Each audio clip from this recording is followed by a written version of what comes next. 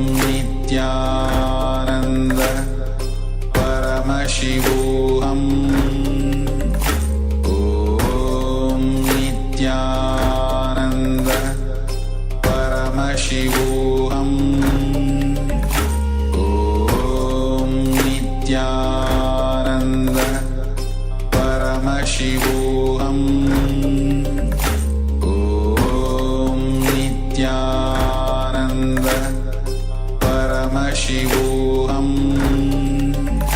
Om Nithyananda Paramashivoham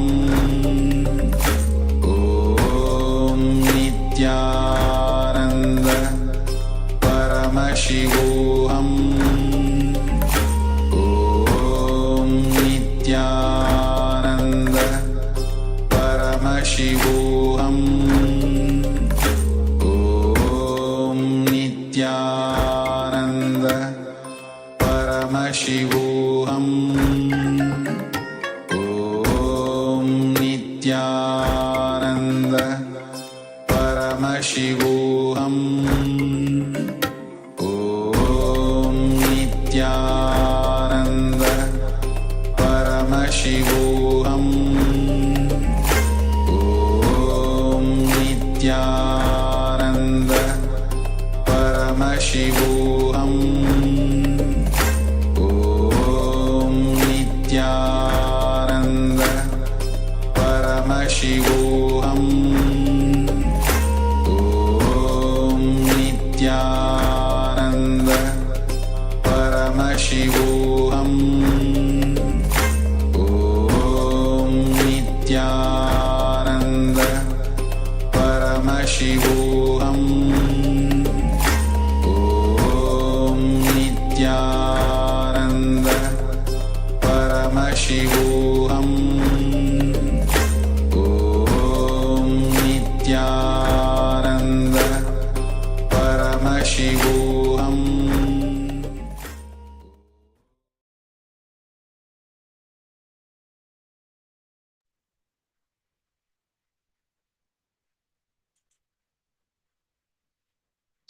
Yes. So hopefully you have all manifested this power, increased the size of the object, which is at a distance. So now is the time to verify your power manifestation. So you may all take another measurement now, or ask your partner to take the measurement of the object so that you know and you can record the change in the size of the object. So let's take a minute and take another measurement now.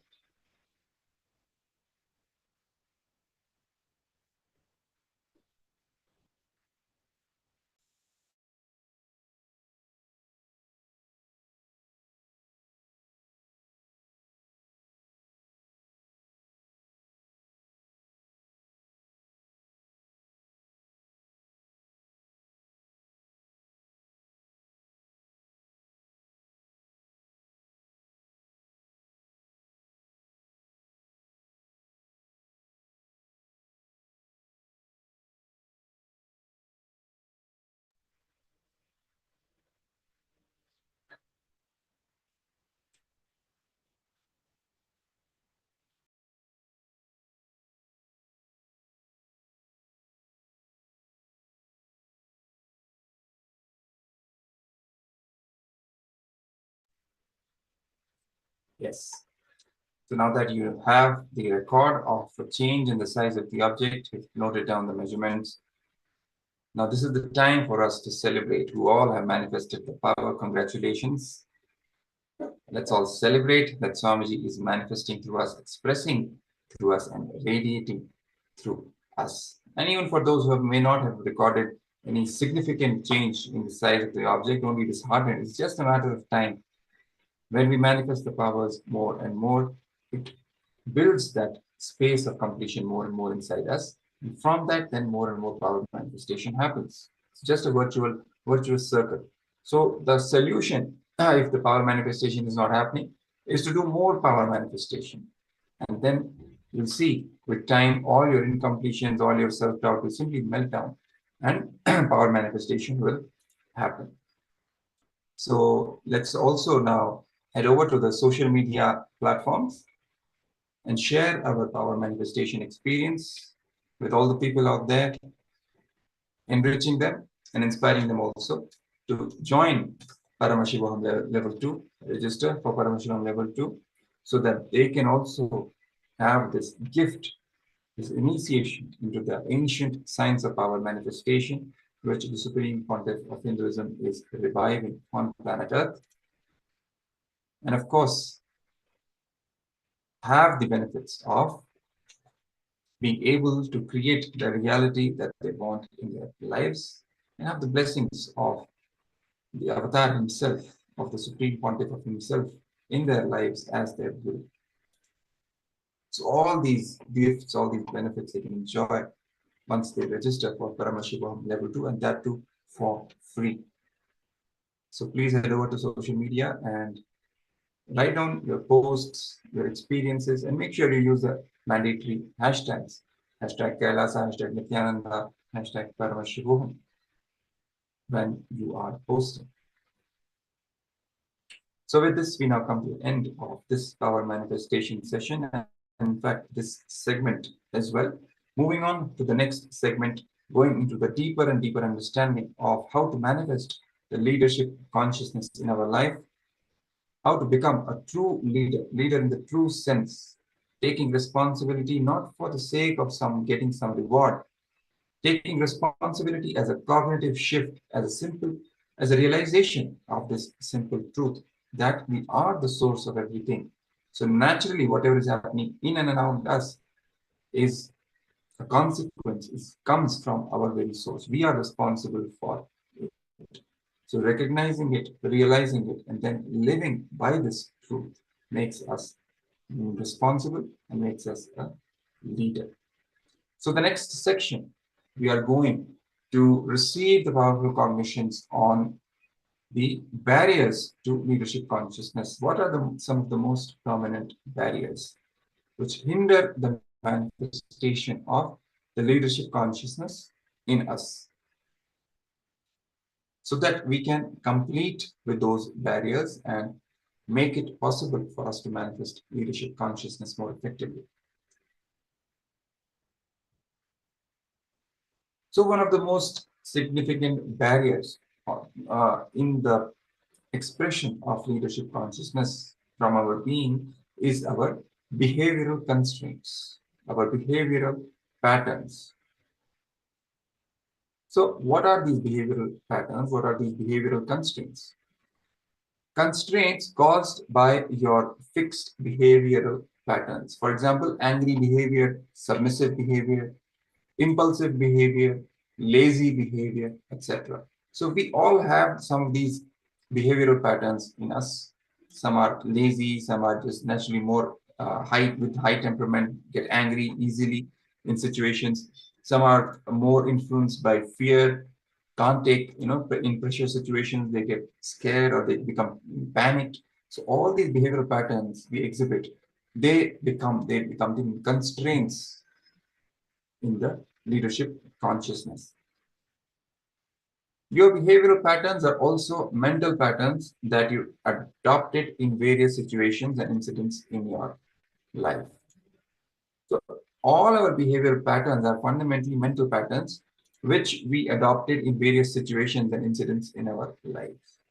So mostly in the formative years of our lives, from early childhood to early adulthood, that's where these behavioral patterns are in. The seed of these behavioral patterns is sown as a mental pattern when we are in some situation or during some incident in our early years of our life. Our response, how we cognized it mentally and how we responded, that starts a behavioral pattern which we continue to exhibit throughout the life. So these behavioral patterns limit the way you look at situations and people, and therefore limit your scope for performance and expressing leadership. Since we are bound by these behavioral patterns, it becomes a constraint for us, right? And it limits our scope for looking at things in the real nature as they really are. And it also limits the performance as a leader and expressing the leadership consciousness. we look at people, how we look at things, because we are bound by this nature, this repetitive pattern, right? So we can't see people, we can't see things as they are in that particular situation, which is necessary quality for a leader. So each one of you also have a fixed behavioral pattern to escape from emergency. This is a typically fixed way of being, a standard behavioral pattern that you use to exit from any confronting situation. For example, some of you may cry and get away from a tough situation. Some of you may manipulate or tell a lie and get away from a difficult situation. Now, in this case, we're talking about crisis moments. When we get into a crisis situation, that we have to confront life. At that time, how we face that situation, right? We all have a fixed way, a behavioral pattern related to that as well. How we deal with ourselves, how we deal with life in those moments of crisis, in those moments of difficulty. Some of us try and try to get away with it. Some of us start manipulating and start lying and cheating, trying to escape from that situation, from that difficult situation. So all these are also behavioral patterns that we exhibit in our life. So let's now watch a short clip where Swamiji is explaining to us and leading us into a deeper understanding of leadership consciousness and how it is connected and tied to these behavioral patterns that we have inside us.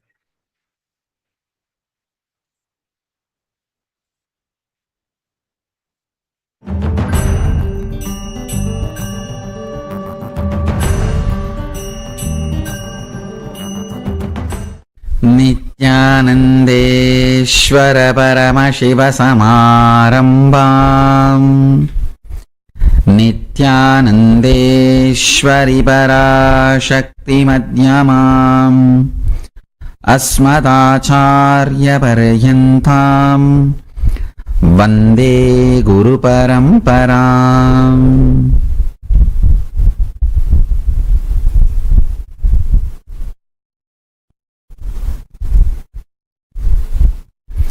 I welcome you all with my love and respects. I welcome all the devotees, disciples, samajis, satsangis, Srimahans, Mahans, Tanidar, Kotari, visitors, viewers,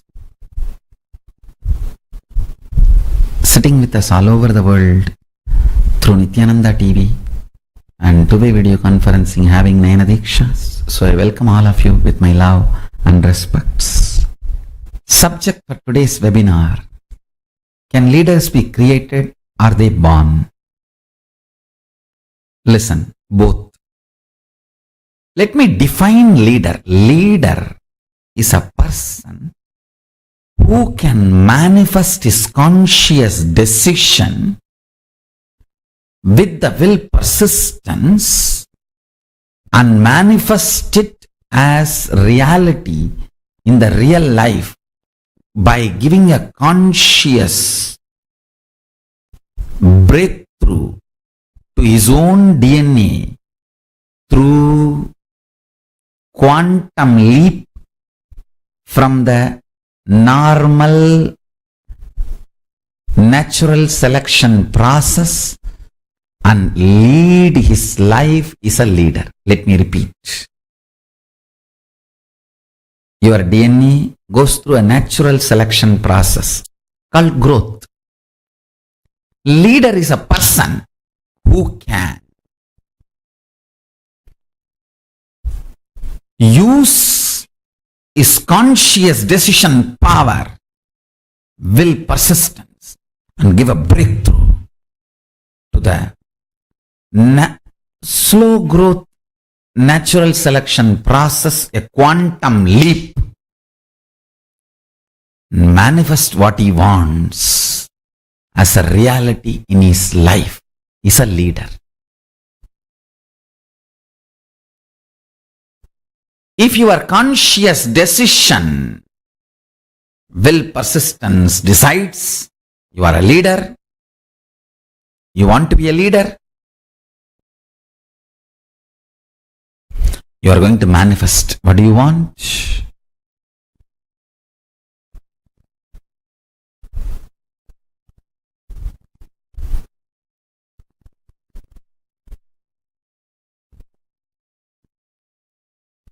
tell you,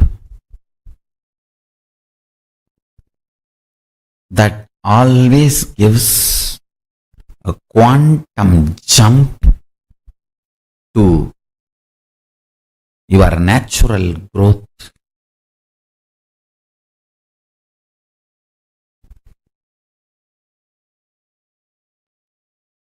Natural selection process.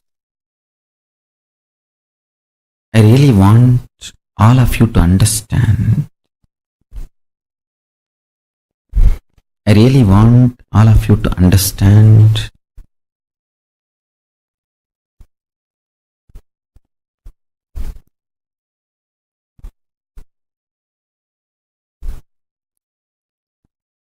the natural selection process which your DNA goes through, that slow growth is not compulsion or mandation or fate of you. Understand? Till you use the conscious decision power, it can be fate. Once you decide to use the conscious decision power, you can just alter, change, delete, rewrite anything you want. Anything you want.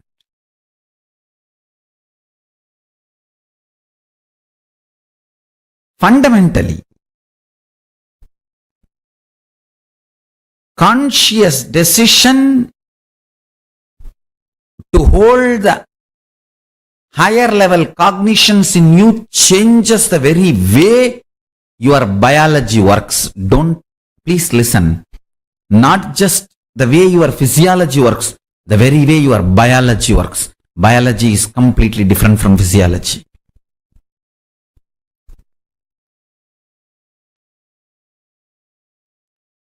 The very way your biology works changes by the power of conscious decision. Conscious decision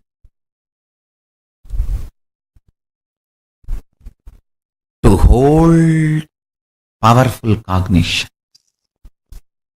Conscious decision to hold powerful cognition matters. More and more you hold the powerful cognitions, you are Paramashiva. You are superconsciousness. Do not hold the cognition you are not the body. That is stupidity. Listen. One of the biggest false propaganda.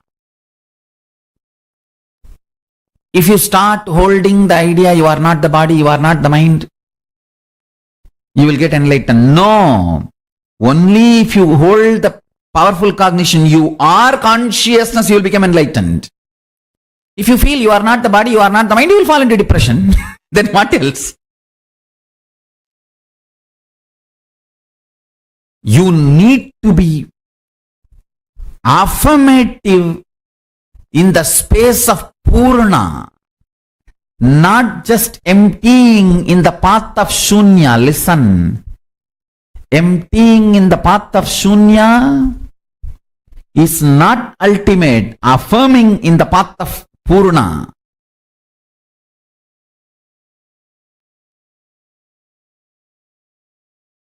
People want to exploit you by keeping you as a slave forever, teach you to hold the cognition you are not the body, you are not the mind. Be very clear. I am not saying you are body or I am not saying you are mind. But don't hold the cognition you are not the body, you are not the mind. Hold the cognition you are pure consciousness. Automatically you are not the body, you are not the mind will happen in you as a side effect. Fundamentally, you will experience your body also, mind also, but you are not bound by any of it.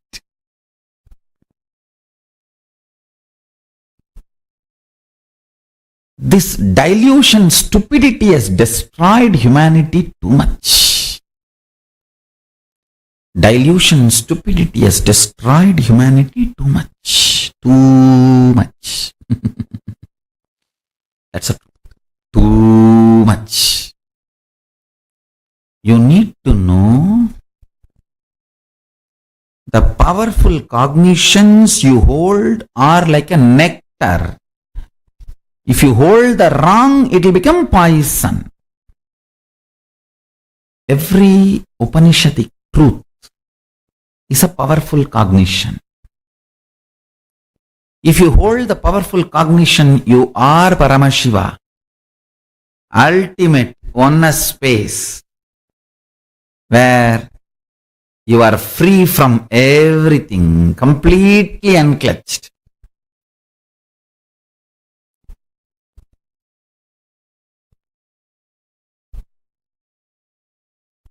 Manifesting Mahatattva, Mahatattva, manifesting macrocosm, universe comes out of you, lives in you, relaxes in you. Universe comes out of you, rests in you, relaxes in you. Hold the truth. Hold the truth of enlightenment. Hold the truth of enlightenment. Hold the experience of powerful cognitions in your being. I tell you, when you hold the powerful cognition in your being, I am Paramashiva, use that consciously and break your tiredness, boredom, sadness, depression, blind spots, reasonless guilt, reasonless feeling low, all this stupidity, you break. You give a breakthrough.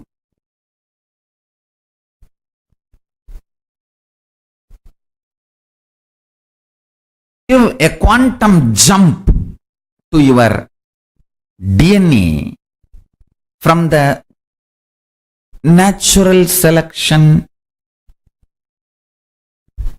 growth rate. I'll call natural selection growth rate as atheistic, materialistic growth rate. AM growth rate. Conscious decision giving breakthrough and quantum leap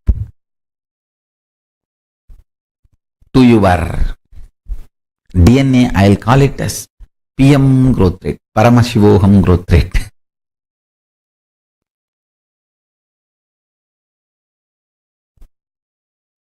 Leaders are born sometime, made many times. Your conscious breakthrough capability is powerful enough to have the life you wanted manifested in you. It is capable of giving a superconscious breakthrough.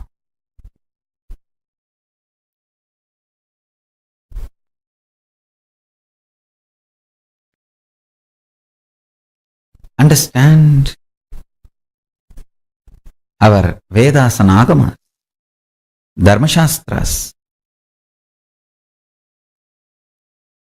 In every level they teach you how to hold the powerful cognition and manifest leadership consciousness in you. You should know Advaita is not something like a remote possibility you will practice later on. No. It is as simple as having a morning breakfast.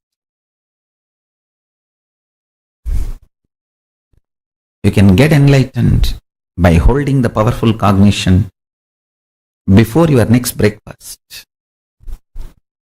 how the death is possible every minute, enlightenment is possible every minute.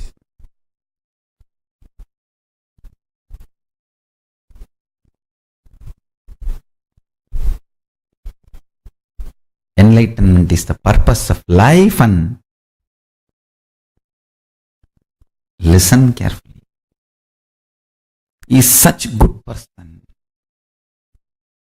good being.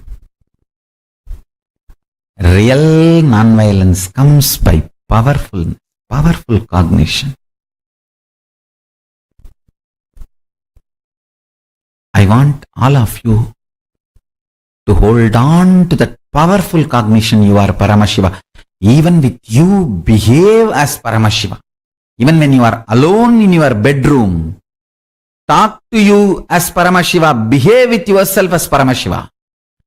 Demand yourself to be Paramashiva. You will be so integrated to his principles, his vibration. Cosmos will feel so good about you. You will feel so good about Cosmos. That is what I call leadership quality. Feeling so good about you and the world and life and everything is leadership. You will feel Brahmanyam Bahuputratam. I am the favorite chosen one of the Cosmos. Brahmanyam Bahuputratam. I am the favorite chosen one of the Cosmos. I tell you. Feeling that is what I call leadership quality. That can happen just by holding on to the truth. You are Paramashiva. Essence of today's satsang. You are Paramashiva. So with this, I bless you all. Let's all radiate with integrity, authenticity, responsibility, enriching, causing, living, Shuddhatvaita Saivam. Paramashivoham, the eternal bliss. Nithyananda. Thank you. Be blissful.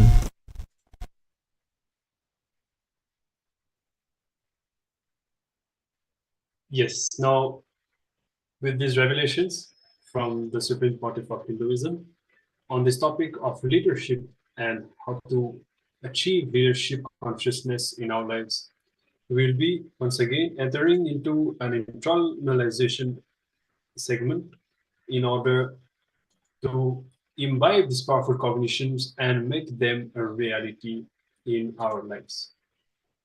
So you can get your pen and paper and get ready to enter into the next segment on leadership consciousness, and we'll be looking deeper into how to manifest these qualities in our life.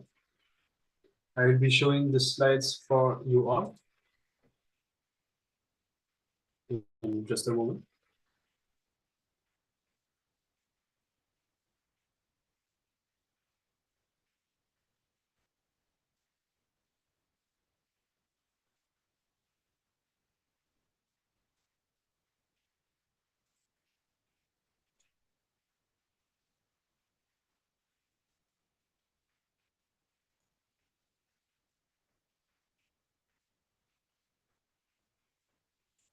Yes. Now we'll be looking deeper into the behavioral patterns that we carry and how to break free from them and how to liberate ourselves from these constraints and succeed in manifesting leadership in our lives.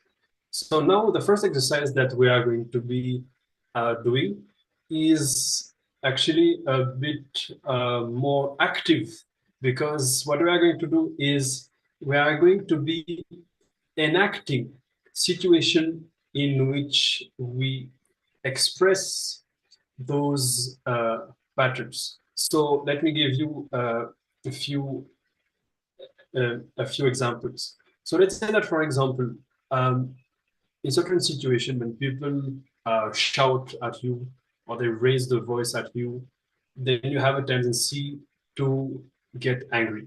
Or, for example, you might feel helpless when you receive a negative feedback from your boss. So these are some fixed behavioral patterns that you carry, and whenever you meet with these situations, by default, you always fall back into those powerless behaviors.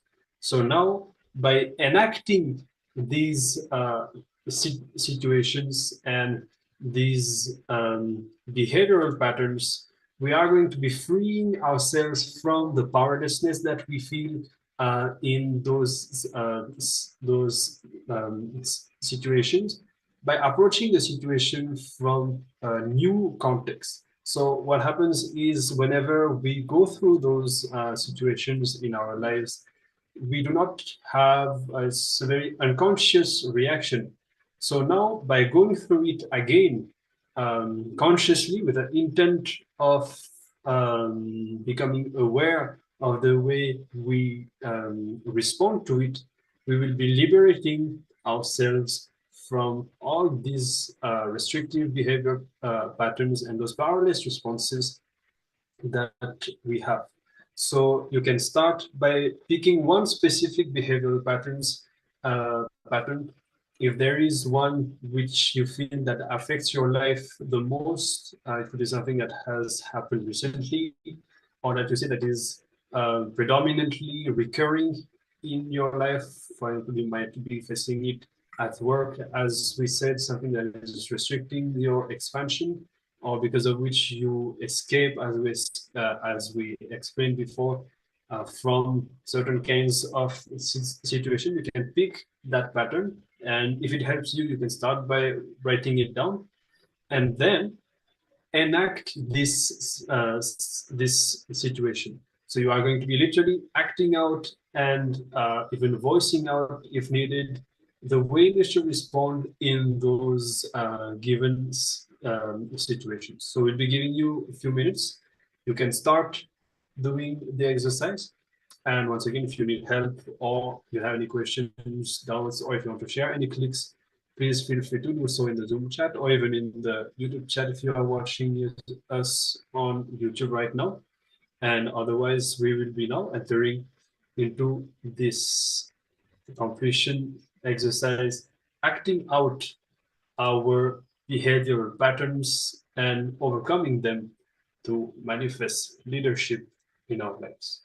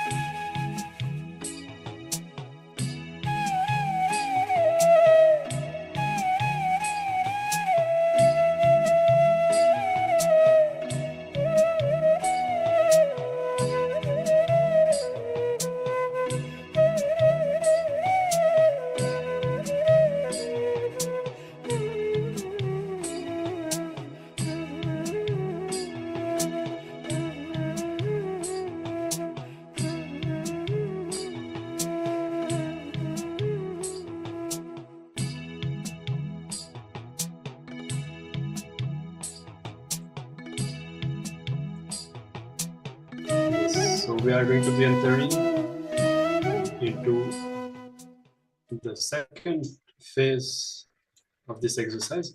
Meanwhile, Parameshwari has posted something in the Zoom chat saying that in my family group or at work, I get into a conflicting situation, find myself between two parties, and if the message is a bit long, I have read it. So, you see, how can I stand in my power and be recognized and accepted by both sides in both roles? So you see, this is the same. Okay.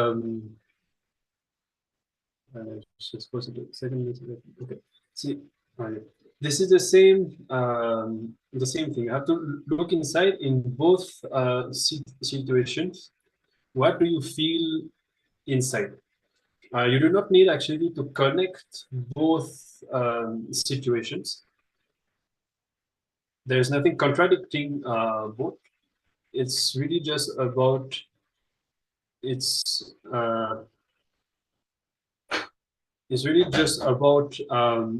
bringing that completion inside you and that powerful cognition, the space of powerfulness within you.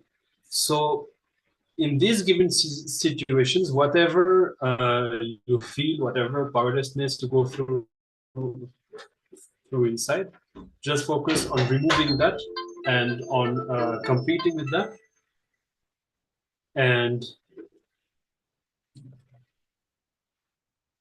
I'm just going through the message once more to make sure I have covered everything that you asked. I think you changed it to being a team player also. Okay.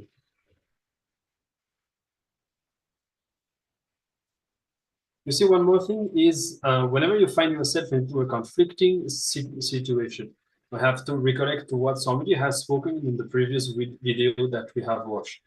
Never to allow the fact to affect your space.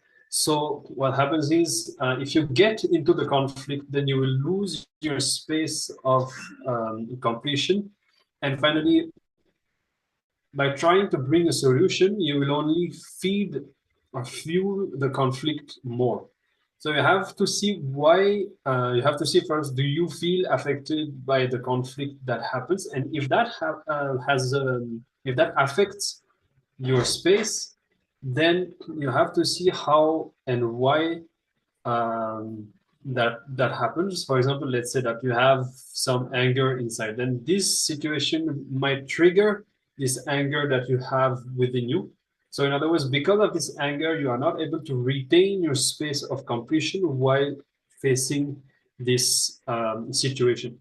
So that is why you need to focus on bringing completion in your inner space so that the facts do not affect you whenever you face them. So if there's a conflict, then you should not be affected and dragged into the conflict. So now I'm responding to Ma Parameshwari's question, but this is something that literally all of us face in our lives, in different of our lives.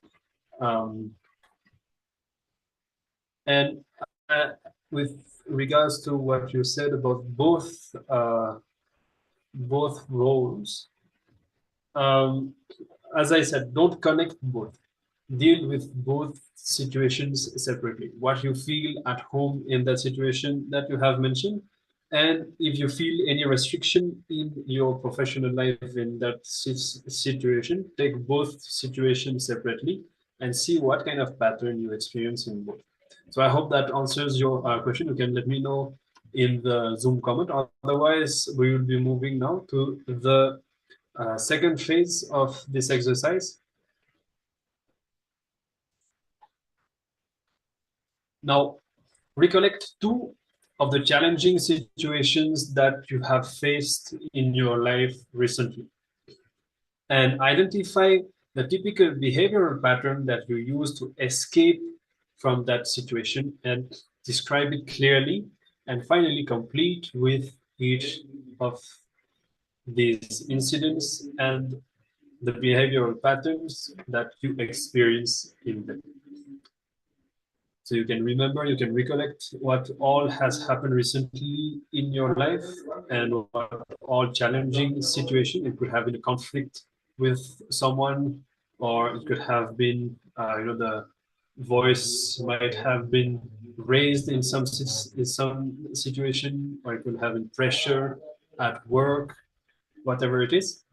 And in those situations, find what is the behavior pattern with which you escaped from that situation. So by now, all of us understand that we have this tendency to escape from tense or stressful, challenging situation because of our behavioral patterns.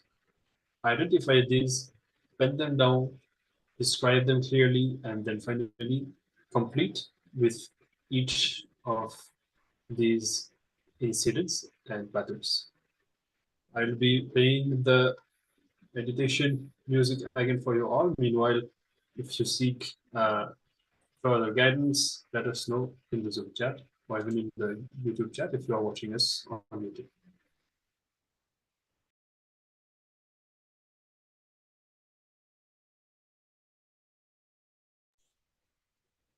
So actually now Parameshwari is posting another message asking, so at work, also should I separate both roles between the chef position and the team player too? No, should I analyze these situations individually in each role I play in each environment? Yes. Take each situation separately and find in each situation specifically what it is that you go through. Yes. Do not connect these and take them separately.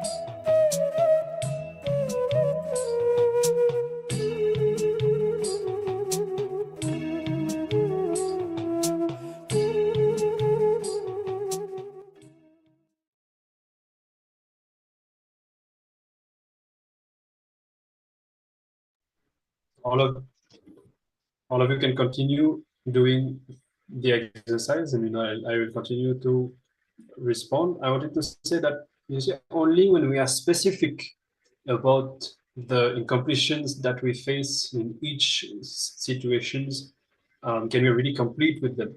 Because otherwise, what happens when you connect these incidents like this is actually how we build wrong images about ourselves, by connecting different situations and the challenging moment that we have faced, and we build kind of a life image, for example, that I am not successful at work or I am not responsible. But this powerless cognition has a root, and so in order to identify the root, we need to separate each of these situations and be very specific about what we experience in each of them.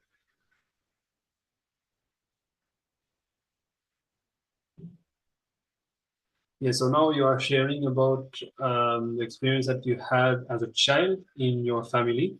So this is also a clue. Since this is an experience that you had at a very young age, then it is very likely, especially since it is below the age of 7, and Swamiji says that our root pattern are always created before the age of 7, then most likely, but certainly this experience will have shaped the understanding that you have about leadership, responsibility, and life expectations on you and all of this.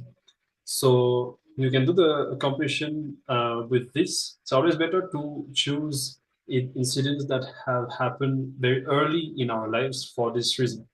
So the incident that you are sharing now is something that you need to focus on. What did you feel when you were put in this situation, in this position, in your house, between your parents and the other children? Maybe you felt that you had a lot of pressure. Maybe you felt that there is some kind of injustice, that you should not be demanded like this because you are also a child. No, you need to identify all of this and complete with this. And then this completion will have ripple effects and will reflect also in your professional life and all the other dimensions. So yes, and now you're saying that there have been more and more conflicts in your position and rules in your family until now. So yes, because of this incompletion built in the young age, then it keeps reproducing itself. Yes. So now you have most likely found the root of all these conflicts about your position and the rules in your family. The root most likely comes from this incident at the age of 5. So now be very specific. As well, we insist that you have to write every single thing, every single thought in detail, so that you get a very clear realization of what has happened. Because otherwise what happens is we keep remembering that, oh yes, at this age all of this happened, but only when we get involved to very specifically understand the root, then we can complete, because we know what is happening in our inner space. It is not a blind spot. It is no longer a blind spot within us. So now you can focus on the completion, and we have already spent quite a bit of time in this exercise. I'll still be giving a few more minutes for you all, and then we'll be moving on into the next round of the power manifestation.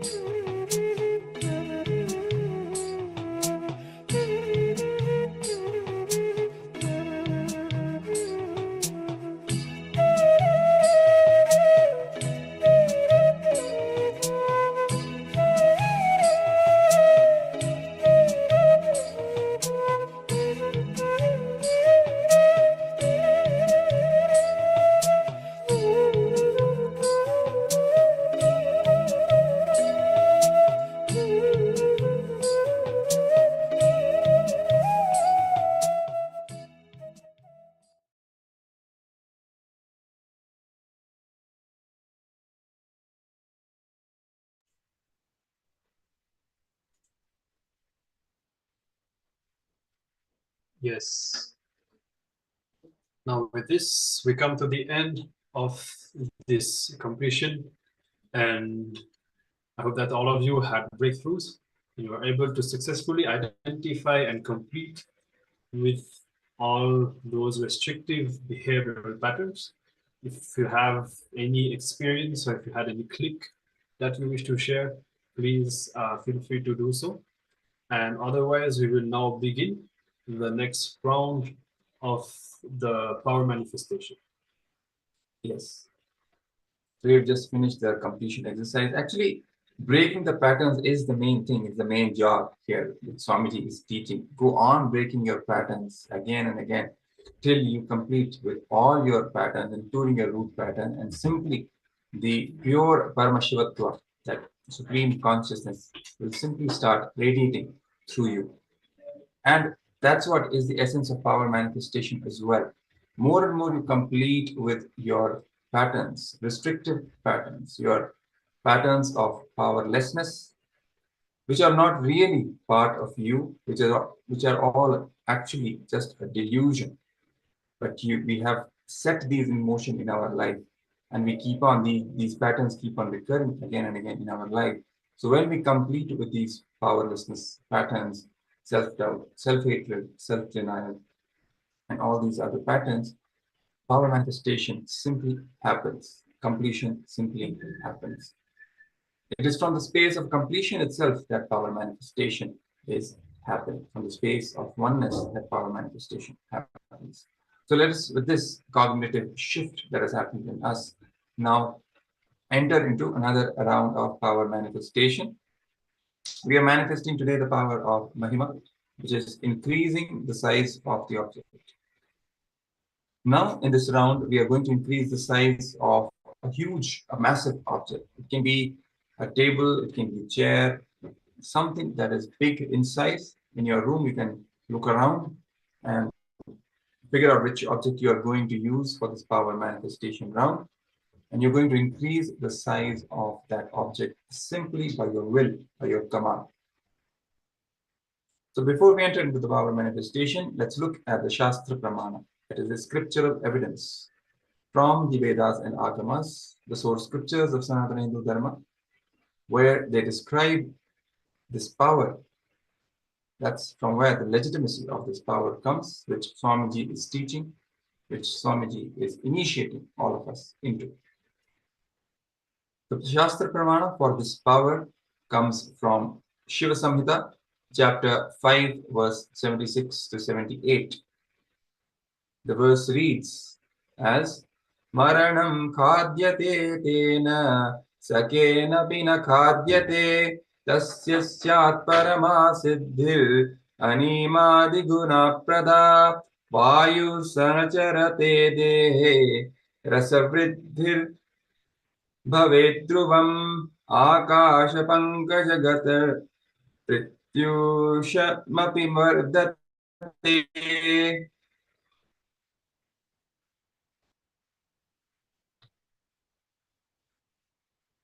This verse is translated as death is eaten by him, he is eaten by none.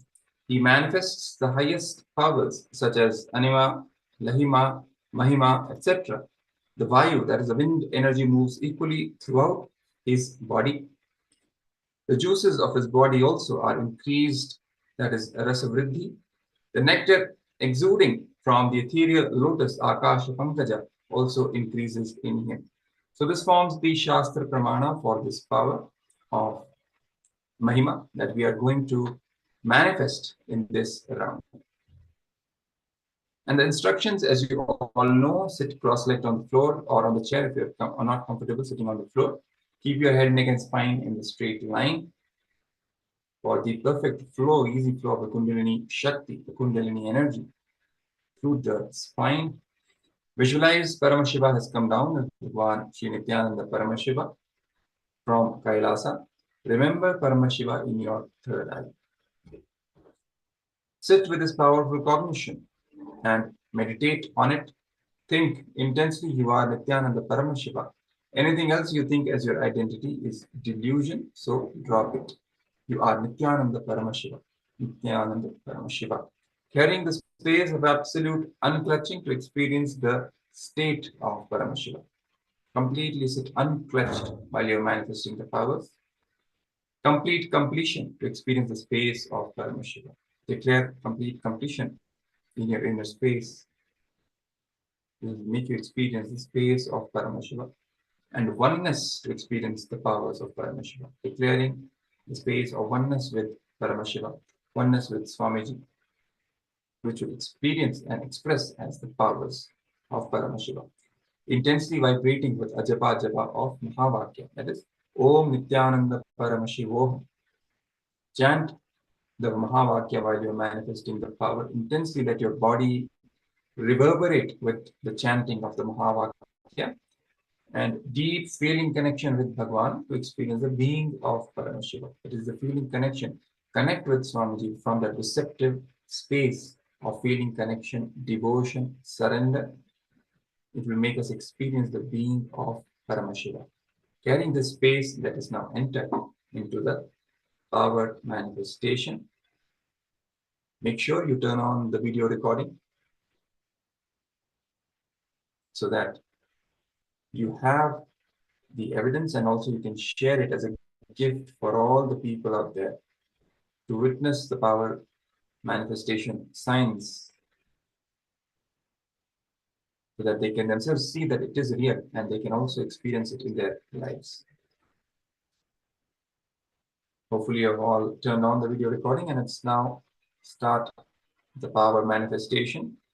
Take the first measurement of the size of the huge object and note it down. If it's a chair or a table, you can take a measuring tape and maybe take the dimensions, the height and the length and the width. You can note them down.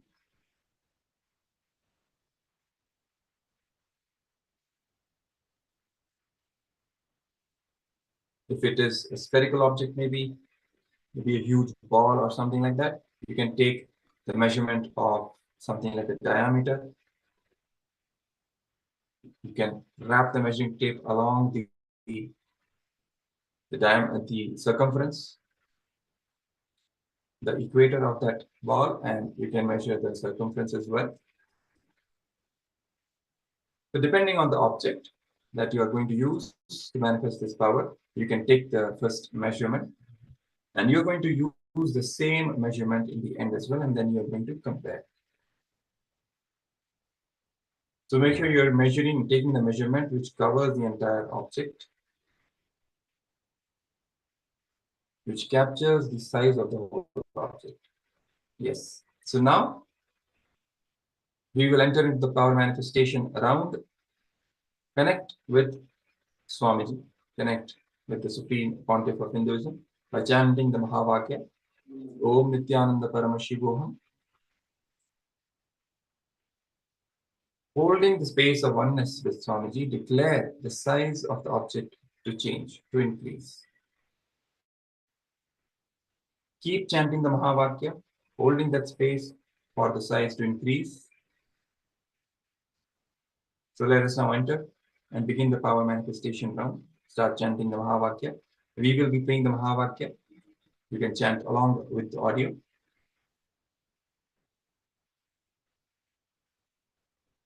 So let's begin.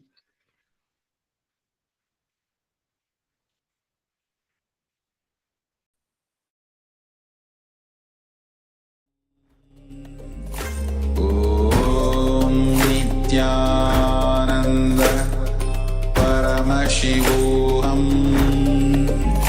Om Nithyananda Paramashivoham. Om Nithyananda Paramashivoham. Om Nithyananda Paramashivoham. Om Nithyananda Paramashivoham. Om Nithyananda Paramashivoham. Om Nithyananda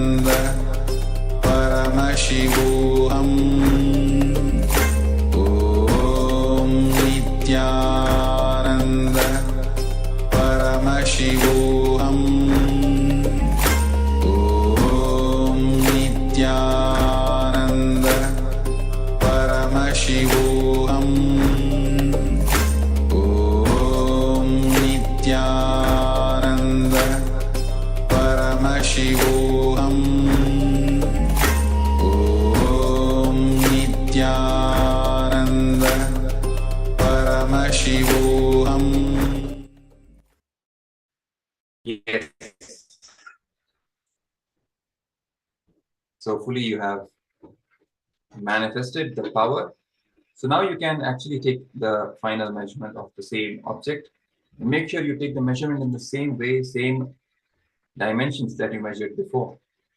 You measure diameter, again measure the same diameter, and take the next measurement. If it is height, take the height measurement again, and then compare and verify that you have manifested the power. So let's take a minute and take the final measurement of the object.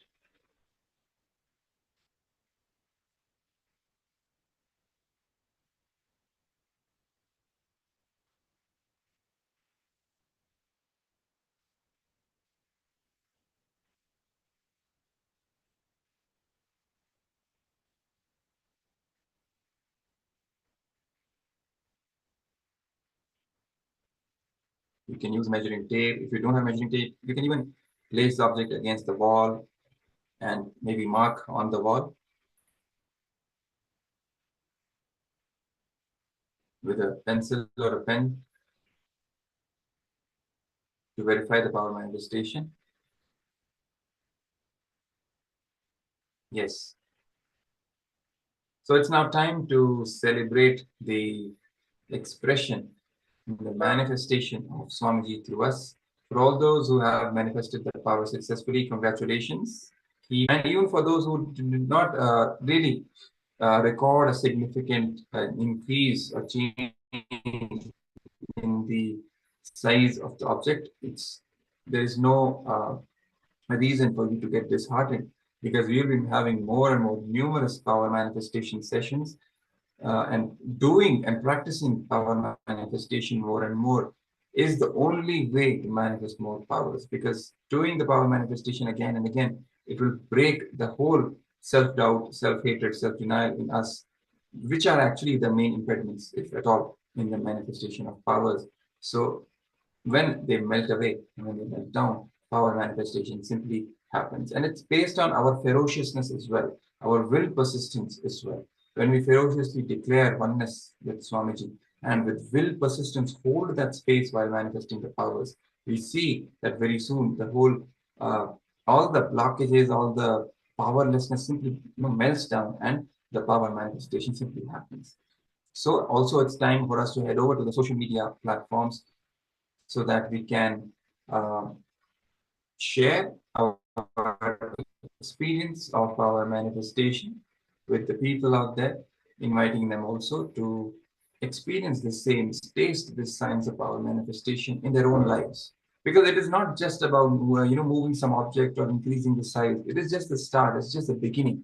It is ultimately that space of oneness, that space of all powerfulness that Swamiji has drilled us into, or drilled that space into us, which we are manifesting more and more, radiating more and more. That is what we are celebrating through these power manifestation sessions. That is oneness with Swamiji. So let them also come and enjoy this gift that Swamiji is giving to everyone, and so that they can also experience the super conscious breakthrough, and literally they can breathe the life that they want and overcome all. Please head over to social media, share your experiences, post whatever cognitive shifts you experienced, and whatever powerful cognitions that clicked with leadership consciousness, what the barriers are, and how you experienced completion with these behavioral patterns, which restrict the flow of that leadership consciousness in you. So when you share it more and more, when you enrich people more and more with these truths, as Swamiji has said earlier also, you start manifesting leadership consciousness more and more, and these truths start becoming reality for you as well, and you start getting deeper and deeper, more grounded in these powerful cognitions. So with this, we will now head over to the next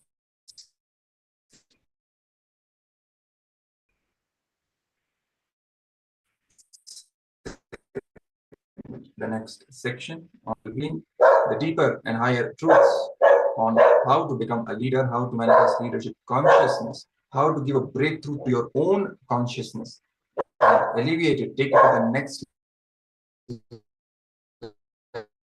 level, become a leader in the. We will be playing a video for all of you. Let's now dive in. And also the darshan, the most awaited segment in every day's Paramashivoham Level 2, the darshan of the Supreme Pontiff of Hinduism is going to start shortly.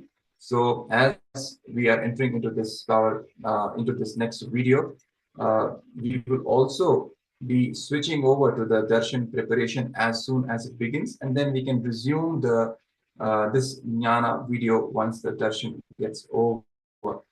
So we will be starting with the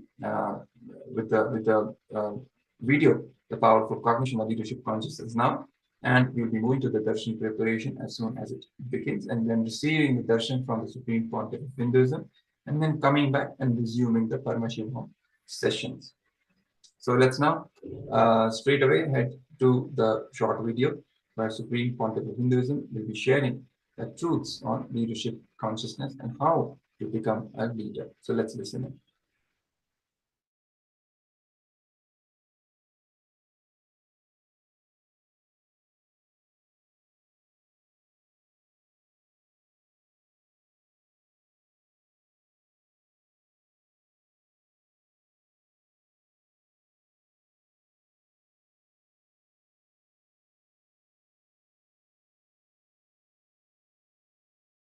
Subject for today's webinar: can leaders be created or they born? Listen, both. Let me define leader. Leader is a person who can manifest his conscious decision with the will persistence and manifest it as reality in the real life by giving a conscious breakthrough to his own DNA through quantum leap from the normal natural selection process and lead his life is a leader. Let me repeat. Your DNA goes through a natural selection process called growth. Leader is a person who can use his conscious decision power, will persistence, and give a breakthrough to the slow growth natural selection process, a quantum leap, manifest what he wants as a reality in his life. Is a leader. If your conscious decision, will persistence decides you are a leader, you want to be a leader, you are going to manifest. What do you want?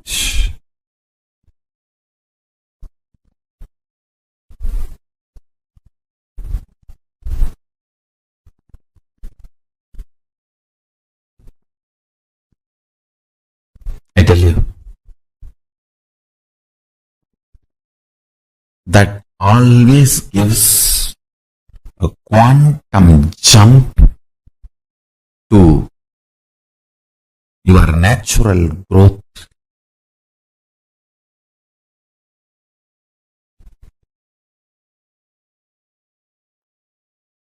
Natural selection process.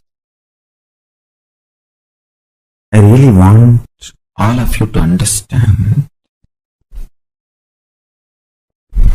I really want all of you to understand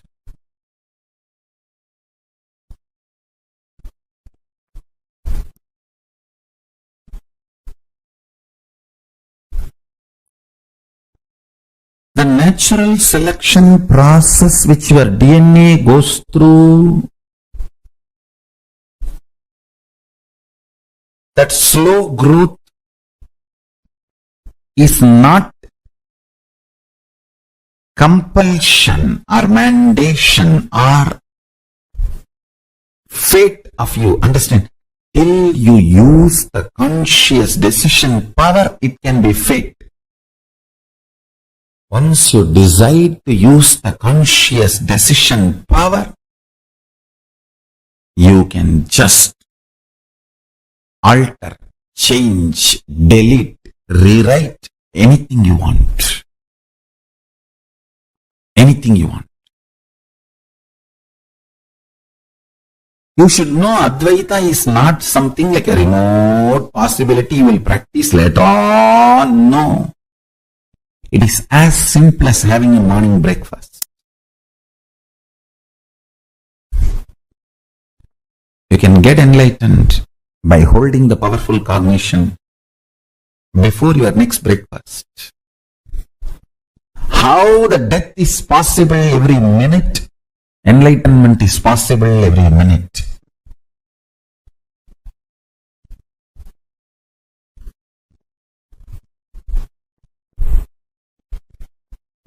Enlightenment is the purpose of life, and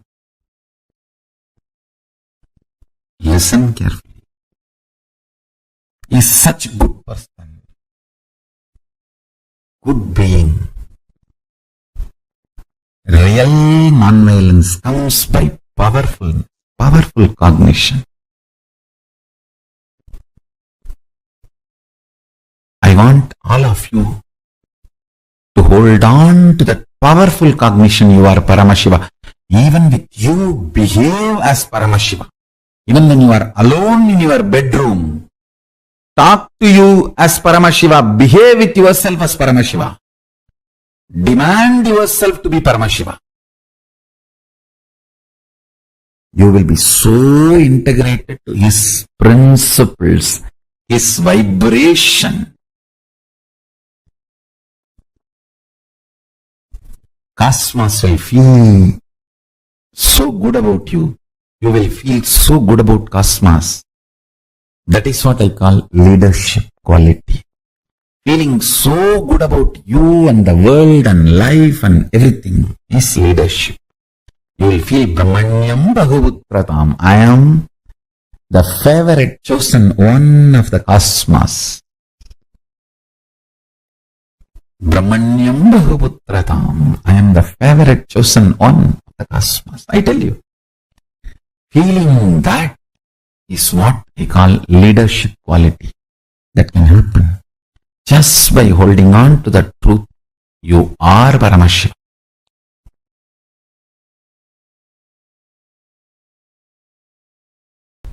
Strength of your breathing is your life. Strength of your breathing is your energy. Strength of your breathing is your consciousness.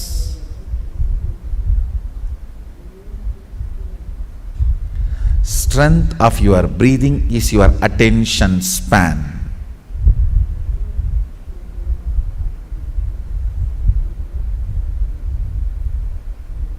All these kriyas make your breathing intense but subtle.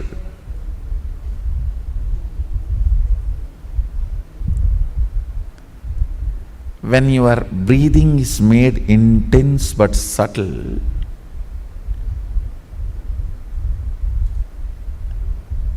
it electrifies various components of your brain. Understand? There are certain pranayamas. It expands your lungs capacity. It expands the Anahata chakra's power. Means ability to include large number of people in you without judging. Understand? More and more you judge, more and more you exclude. ability to include without judging is expanded through certain pranayamas. That is why yogis are always become very loving people. But bondhus, buddhus, there is a next level where you form judgments but you include them. When certain components of your brain is awakened, it's not that you don't form judgments. You form judgments, but you don't include them. You don't exclude them, you include them. Having proper judgments and including them without excluding them is leadership consciousness.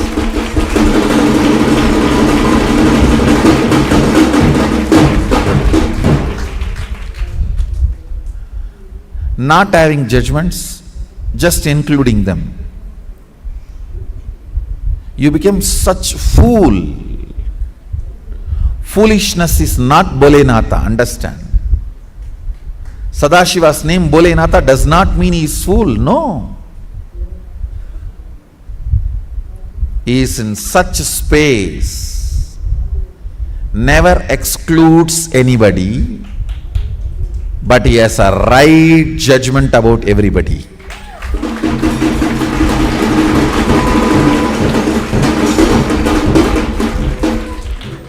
Never excludes, but has right judgments. If you exclude because of judgment, you are violent. You will be lifeless. If you include without judging, you will be fool, getting exploited, cheated, finally destroyed. If you include with the right judgment, that is leadership consciousness.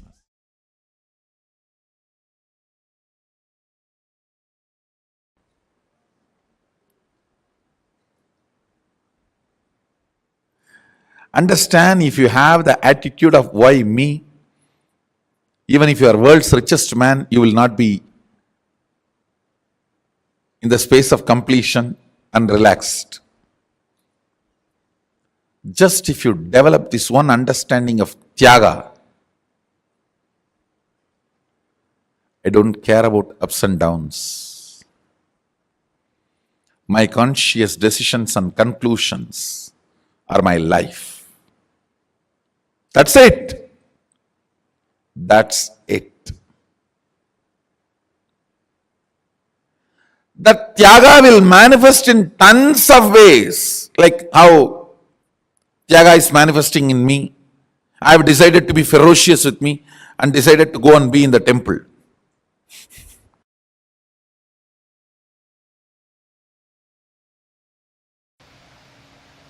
Whether it is small or big, only if you make decisions for yourself, you will be complete. And you making decision for yourself should happen from the space of you fitting into the shoes of your responsibility. You deciding to become responsible about your existence.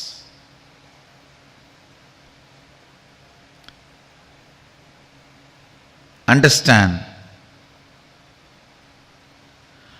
you deciding to become responsible about your existence, you deciding to be complete about your responsibility, this too makes Ishwaratva happen in you. Understand? Nothing.